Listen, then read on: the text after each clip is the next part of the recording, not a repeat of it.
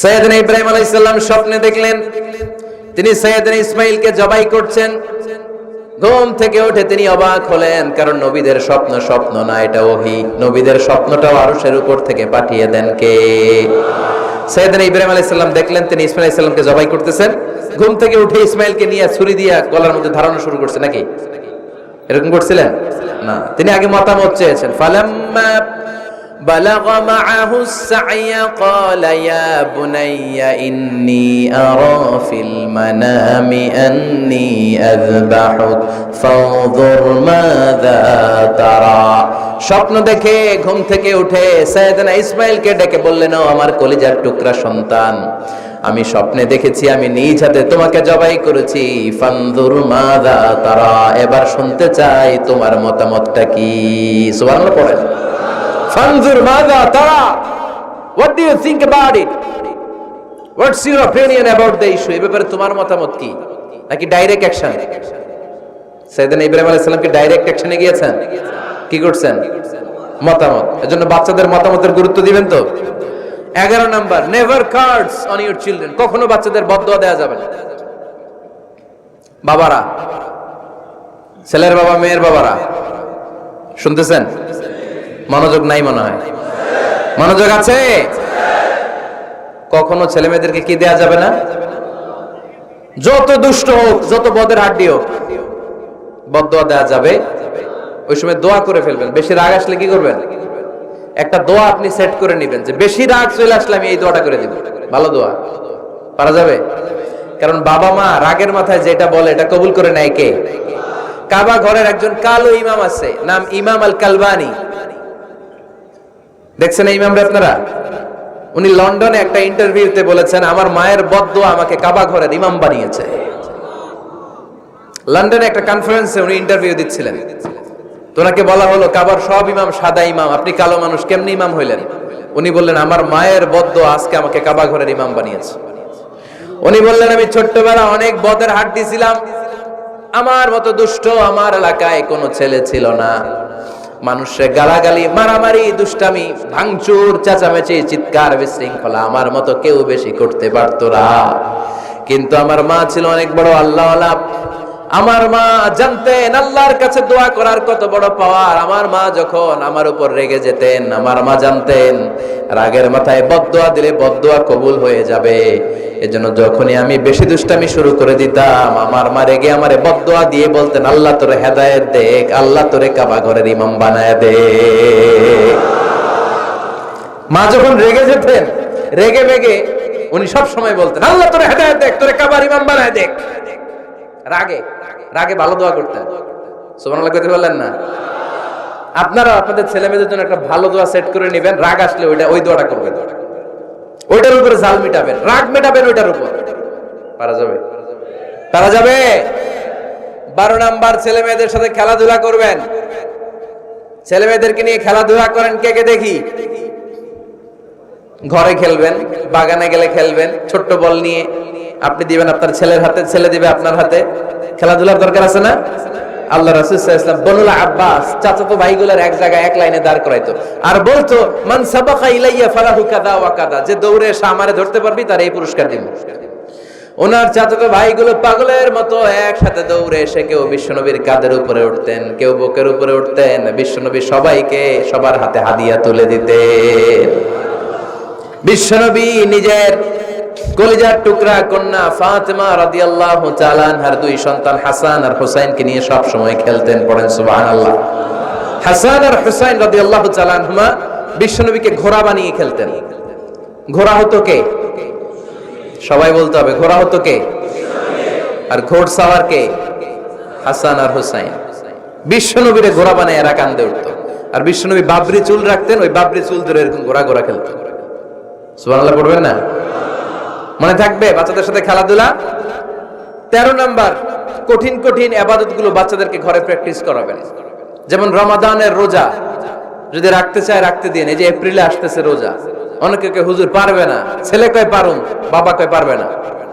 টিভিতে আমাকে অনেক জায়গায় লাইভ প্রশ্ন করেছে যে হুজুর আম্মু আমাকে রাখতে দেয় না, আমার রাখতে মনে হচ্ছে, আমি কি করব? আমি বলছি তুমি রাইখা ফেলবে। একদিন 2 দিন না খেয়ে থাকলে কোনো বাচ্চা মরে না মিয়া, মরবে? ওর যে স্পিরিটটা আছে এটাকে ইসলামের পক্ষে কাজে লাগান। ও রাখতে চায়, আপনি বাদ সাধেন কেন? বাদ সাধবেন না। আমি যখন খুব ছোট, আমিও রোজা রাখার জন্য জোর করতাম, খুব জোর করতাম। তো আমার দাদি আমারে শিখাই দিত। আমি যখন স্কুলে যেতাম বলতো যে তোর রোজা রাখা লাগবে না, সারাদিন একটা কাজ করবি, তুই সকাল থেকে দুপুর 12টা পর্যন্ত না খেয়ে থাকলে অর্ধেক রোজা, 12টার দিকে আইসা ইফতারি করবি। তো আমার স্কুল ছুটি হইতো 12টায়, আমি 12টার দিকে আইসা ইফতারি করে ফেলতাম। তো আবার অর্ধেক রোজা হয়েছে, এরপরের দিন আবার 12টার দিকে। উনি দাদি বুঝাইতেন যে তোর 2 অর্ধেক মিলে 1 রোজা, এই পুরা রমজানে তুই রাখবি 15টা রোজা। এরকম বুদ্ধি আছে না নাই? একেবারে ছোট্ট যারা রাখলে আসলেই ক্ষতি হতে পারে, এদেরকে এইভাবে বুঝাবেন যে অর্ধেক 2 অর্ধেক মিলে একটা হবে। এরপরে একটু বড় হলে রাখতে চাইলে রাখার সুযোগ দিবেন। ছোট বাচ্চা, যে বাচ্চার আমল নামা এখনো শুরু হয় নাই, যত নেক আমল করবে সব বাবা মার আমল নামায় তুলে দেয় কে? এজন্য অভ্যাস করেন। ডিসেম্বরে যখন স্কুল ছুটি দেয়, ফ্যামিলির সবাই মিলে রাতে ওঠেন, রাত 4টার দিকে তাহাজ্জুদের প্রোগ্রাম হবে। আপনি ইমাম, পেছনে থাকবে আপনার ছেলে, একেবারে শেষ কাতারে আপনার স্ত্রী আর আপনার মেয়েরা। পারা যাবে? আওয়াজ করে বলতে হবে ইনশাআল্লাহ। 14 নাম্বার, ছেলে মেয়েদেরকে ভালো ভালো নামে ডাকেন। বিশ্বনবী সহ অন্যান্য সব নবীরা ছেলে মেয়েদেরকে যখন ডাকতেন আদর করে ডাকতেন ইয়া বুনাইয়া। ইয়া বুনাইয়া মানে ও আমার কলিজার টুকরা সন্তান। ইয়া বুনাইয়া, হে আমার কলিজার টুকরা সন্তান। ফাতেমা রাদিয়াল্লাহু তাআলা আনহা যখন বিশ্বনবীর ঘরে আসতেন, বিশ্বনবী বলতেন মারহাবান বিবনাতি, ওয়েলকাম মাই ডটার। ও আমার কন্যা, আমার ঘরে তোমাকে ওয়েলকাম। মারহাবান বিবনাতি, হে আমার কন্যা, আমার বাসায় তোমাকে সুস্বাগত। সুবহানাল্লাহ পড়বেন না? আর ইমাম হাসানকে বিশ্বনবী ডাকতেন লুকা। যখন ফাতেমা রাদিয়াল্লাহু তাআলা আনহার ঘরে বিশ্বনবী বেড়াতে যেতেন, যেই বলতেন আইনাল লুকা, আইনাল লুকা, আমার পিচ্চি কলিজার টুকরাটা কোথায়? সুবহানাল্লাহ পড়েন। সুন্দর নাম ধরে ডাকবেন। 15 নাম্বার, বাচ্চাকে আগে সালাম দিবেন। বাচ্চাকে আগে কি দিবেন? দেন আপনি? দেন দেন, সবাই দিবেন, পারবেন না? আপনি ভাবিকে দিবেন, ভাবি আপনাকে দিবে। ঘরে ঢোকার সময় একটা কম্পিটিশন তৈরি করে ফেলতে হবে, দরজা খোলার সাথে কে আগে দিতে পারে। আমার বাসায় কম্পিটিশন চলে, দরজা খোলার সাথে সাথে সবাই শুরু সালাম। আমি আগে দিল, আমার মেয়ে বলে সেই সব সময় আগে দিচ্ছে। জীবনে এদের সাথে আপনি পারবেন না, এরাই আপনাকে আগে দিয়ে দিবে। আজকে থেকে এই প্রতিযোগিতা করা যাবে। ঘরে ঢুকে আগে আমাদের কি চলবে? সালাম। 16 নাম্বার, বাচ্চাদেরকে গিফট দিবেন। বলবেন 5 ওয়াক্ত নামাজ পড়লে তোমার এটা কিনে দিব, রমজানের রোজা রাখলে তোমাকে কক্সবাজার বেড়াতে নিয়ে যাব, এই সূরাটা মুখস্থ করে শোনালে তোমার নিয়ে উমরা করতে যাবে। পারা যাবে? বাচ্চাদেরকে মসজিদে নিয়ে যাবে। তুরস্কের একটা মসজিদে দেখেছি, তারা ঘোষণা দিয়েছে যেই শিশুরা টানা 40 দিন ফজরের নামাজ মসজিদে এসে জামাতে পড়বে, তাদেরকে একটা করে বাইসাইকেল, খেলার সাইকেল দেওয়া হবে। শুনে অবাক হবেন, বাংলাদেশের একটা মসজিদেও এইভাবে অনেকগুলো ছেলেকে 40 দিন টানা মসজিদে জামাতে নামাজ পড়ার কারণে প্রত্যেকের হাতে মসজিদ কমিটি সাইকেল তুলে দিয়েছে। এরকম পারা যাবে না? লক্ষ্মীপুরে বাচ্চাদেরকে মসজিদে নিয়ে যান। মসজিদে বাচ্চা গেলে কেউ অস্বস্তিতে ভুগবেন না, রেগে যাবেন না, কারণ মসজিদে বাচ্চা গেলে এগুলো ভবিষ্যৎ প্রজন্ম নামাজি হবে। তুরস্কের মসজিদে লেখা থাকে তারাবি নামাজের সময় পেছন থেকে যদি বাচ্চাদের চিৎকার চেঁচামেচি শোনা না যায়, তাহলে ভবিষ্যৎ প্রজন্ম নিয়ে আপনারা আশঙ্কায় থাকুন। তারাবি পড়তেছি, পিছনে যদি চিৎকার চেঁচামেচি হয়, তাহলে বোঝা গেল আমার ছেলে নাতিপুতি সবগুলো নামাজি হবে, ঠিক কিনা? আর পিছনে আওয়াজ নাই, খালি মুরব্বিরে আমরা নামাজ পড়ি, তার মানে ভবিষ্যৎ প্রজন্ম এগুলো টাইনাও মসজিদে আনা যাবে। 17 নাম্বার, আপনার ছেলেকে স্কুলে পাঠান অথবা মাদ্রাসায় পাঠান। অশিক্ষা, কুশিক্ষা আর মূর্খতার সাথে ইসলামের কোনো সম্পর্ক নাই। হয় স্কুলে পাঠাবেন, নয় কই পাঠাবেন মাদ্রাসায়। আওয়াজ করে বলেন, হয় স্কুলে পাঠাবেন, নয় কই পাঠাবেন। পাঠাতেই হবে আপনাকে। শিক্ষার আলো ছড়িয়ে পড়ুক ঘরে ঘরে, আমরা চাই কি চাই না?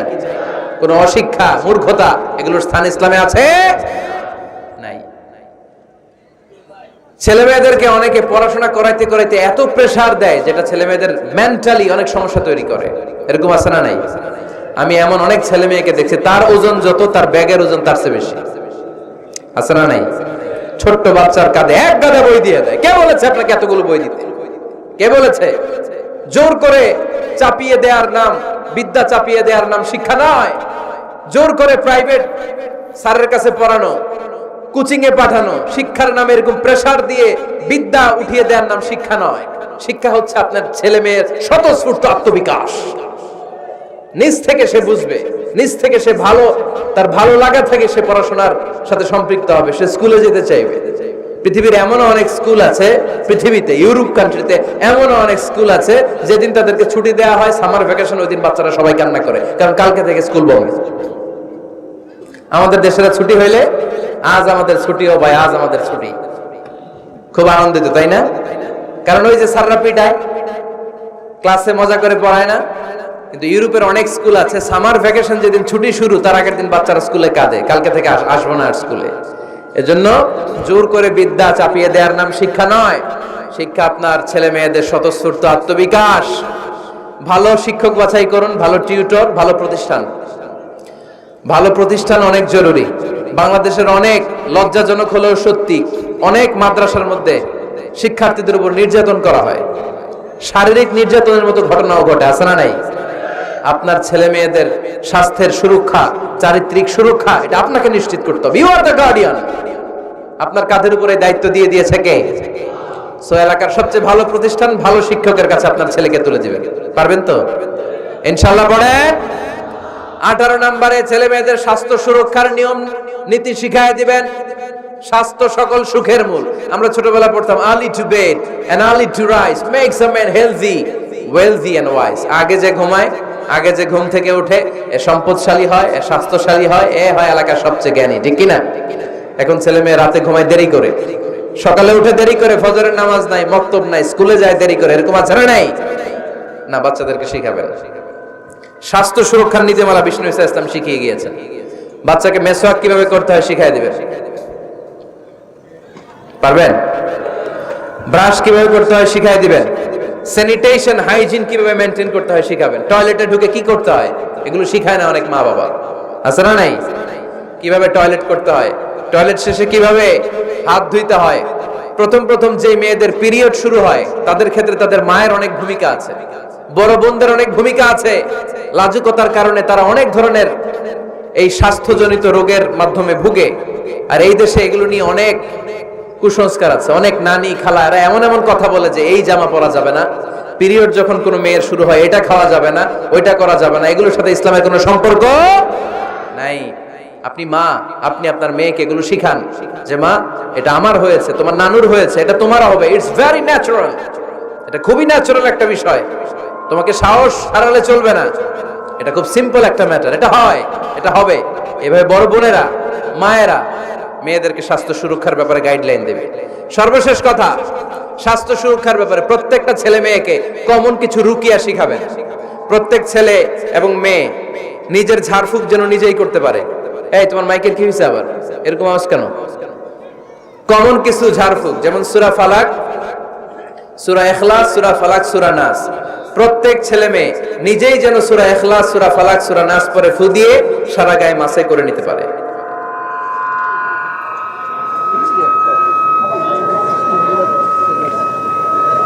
কি মাইকের কি সমস্যা? মাইক পেন আছে?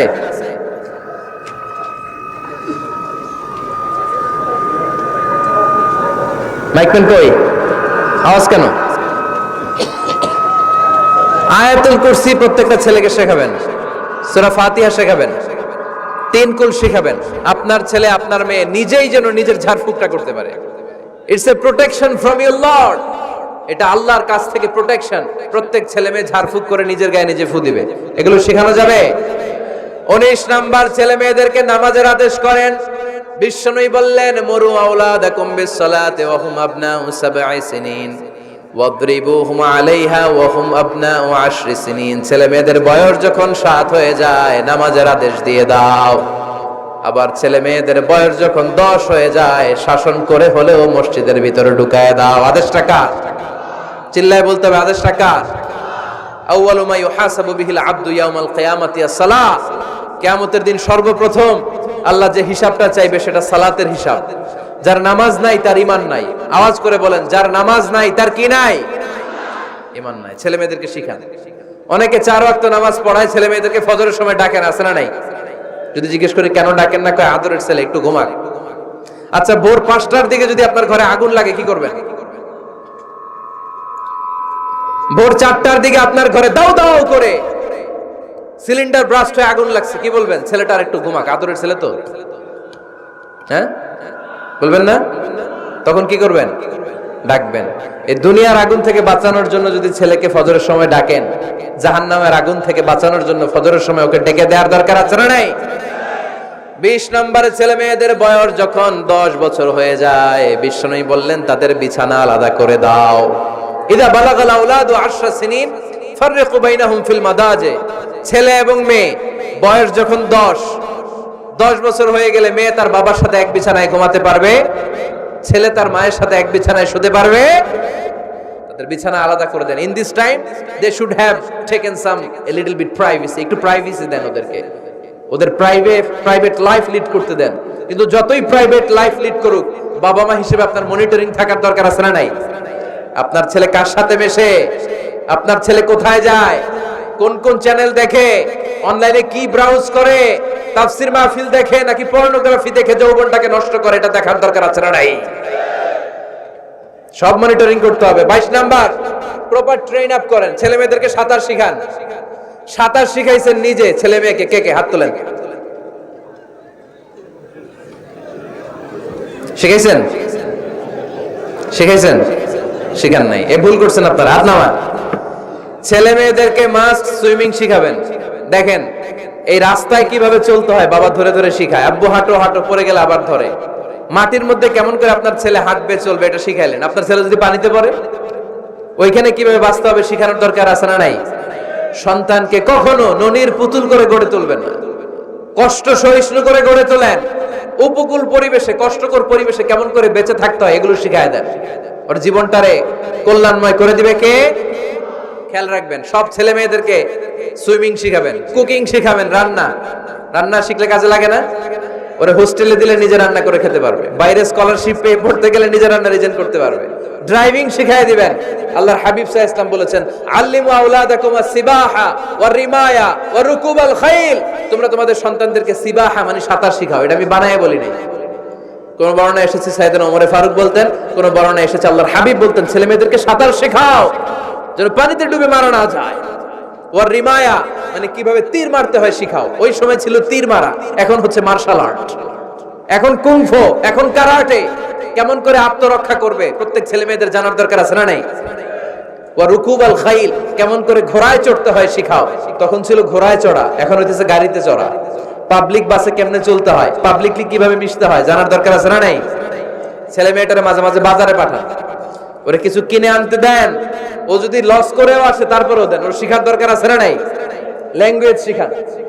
ছেলে মেয়েদেরকে একাধিক ল্যাঙ্গুয়েজ শিখাবেন। প্রথমে শিখাবেন শুদ্ধ মাতৃভাষা, ঘরে শুদ্ধ ভাষায় কথা বলার চেষ্টা করুন। শুদ্ধ বাংলা ভাষা প্রথম। দ্বিতীয় হচ্ছে কোরআনের ভাষা আরবিক। নাম্বার 3 হচ্ছে ইন্টারন্যাশনাল ল্যাঙ্গুয়েজ ইংলিশ। আমার বাংলাদেশের প্রত্যেকটা ছেলের 3টা ল্যাঙ্গুয়েজ জানার দরকার আছে না নাই? জানার দরকার আছে না নাই? আমরা পৃথিবীর যেখানে যাই ওখানে কথা বলতে পারি। আমরা ইংরেজদের সাথে ইংরেজিতে কথা বলি, আরবদের সাথে আরবিতে কথা বলি, আর আমাদের দেশে বাংলায় কথা বলি। তাহলে মাল্টি ল্যাঙ্গুয়েজেস জানতে হবে আপনার ছেলে মেয়েদেরকে। 23 নাম্বার, টাইমলি ম্যারেজ, সময় মতো বিয়ে দিয়ে দেন। বাবা এবং মা, ছেলে মেয়ে যদি বড় হয়, ম্যাচিউরড হয়, বিয়ে দিয়ে দিবেন। কি করবেন? হ্যাঁ, এই খুশি হয়ে গেছে, ছেলে পেলে খুশি। ওয়া আনকিহুল আয়ামা মিনকুম ওয়াস-সালিহিনা মিন ইবাদিকুম ওয়া ইমাইকুম। যারা অবিবাহিত, বিশ্বনবী বলেন এদেরকে বিয়ের পিঁড়িতে বসায় দাও। ইয়া মাশারাশ শাবাব, এ যুবকেরা, মান ইসতাতা মিনকুমুল বাত, যাদের সামর্থ্য আছে ফালিয়াতাজাওয়াজ, যারা বিয়ে করো। কি করো? বিয়ে করো। এই দেখেন ছেলে পেলে কত খুশি, এরা বিয়ে করতে চায় কিন্তু বাবা মা বিয়ে করাচ্ছে না। ছেলের বাবা মেয়ের বাবা, ওরা যদি ম্যাচিউরড হয় ওদেরকে বিয়ে করায় দেয়। চেয়ারম্যান সাহেবরা কই? এমপি সাহেব আস, এদেরকে একটু দেখেন। আচ্ছা, সব শেষ কথা, তাকসিমুল মিরাস বিল আদল। ছেলে মেয়েদের মাঝখানে ন্যায় সঙ্গত ভাবে মিরাসের বন্টন করতে হবে। ছেলে পাবে যদ্দুর, মেয়ে পাবে অর্ধেক। আচ্ছা এবার আওয়াজ করে উত্তর দেন তো, ছেলেকে যদি দেন 2 লাখ, মেয়ে পাবে কয় লাখ? ছেলেকে যদি দেন 4টা গাড়ি, মেয়ে পাবে কয়টা গাড়ি? আইনটা কার? চিল্লায় বলতে হবে, আইনটা কার? রব্বুল আলামিন বলেন, ইউসিকুমুল্লাহু ফি আওলাদিকুম লিযযাকারি মিসলু হাযযিল উনসায়াইন। আল্লাহ বিধান দিলেন, ছেলে পাবে যতটুকু, মেয়ে পাবে তার অর্ধেক। আমাদের লক্ষ্মীপুরের কি অবস্থা? এভাবে বন্টন হয় তো?